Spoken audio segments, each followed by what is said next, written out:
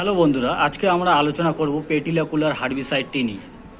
এটি কোন সময় ব্যবহার করলে ভালো ফল পাওয়া যায় এবং এর কাজ, এর সময়, কোন সময় ব্যবহার করলে এর ভালো ফল পাবো এবং এর ডোজ এবং এর পদ্ধতি।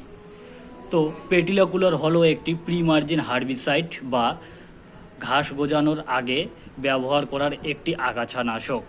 এর মুড অফ অ্যাকশন বা কাজ যদি আমরা দেখি, এটি ব্যবহার করলে মূল জমিতে ঘাস হতে অনেকটাই বাধা দেয়। এটি আমরা সবসময় মাথায় রাখবো ঘাস গজানোর আগে।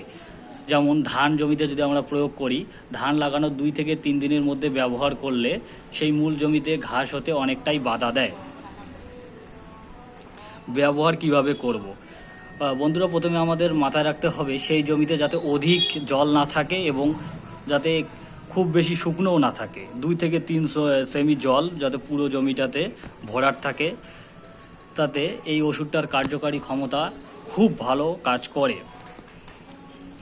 এবং টাইম যদি আমরা দেখি, এটি ধান লাগানোর 2 থেকে 3 দিনের মধ্যে বা 5 দিনের মধ্যে এটি ব্যবহার করতে হবে। ঘাস যদি অঙ্কুরোদ্গম হয়ে যায় তাহলে এটি কাজ করবে না। অতএব মাথায় রাখতে হবে ধান লাগানোর 2 থেকে 3 দিনের মধ্যে এটি ব্যবহার করতে হবে।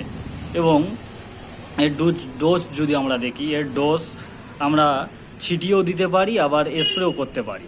যদি আমরা ছিটিয়ে দেওয়ার ডোজ বলি, আমরা বিঘা প্রতি 100 ml জলের সঙ্গে বা বালির সঙ্গে মিশিয়ে নিয়ে আমরা জমিতে ছিটিয়ে দিতে পারি। এবং স্প্রে যদি আমরা বলি, স্প্রে করলে 16 লিটার ট্যাঙ্কে আপনার 30 থেকে 40 ml পার ট্যাঙ্ক হিসেবে ব্যবহার করতে পারেন।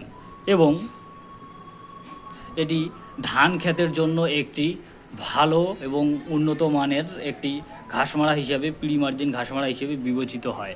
আপনারা যদি এটি ধান লাগানোর 2 থেকে 3 দিনের মধ্যে 2 থেকে 3 সেমি জলের মধ্যে এবং ভালো কোম্পানির ব্যবহার করতে পারেন, তাহলে আপনার পরবর্তী সময়ে আগাছার যে সমস্যা সেটি অনেকটাই কমে যাবে।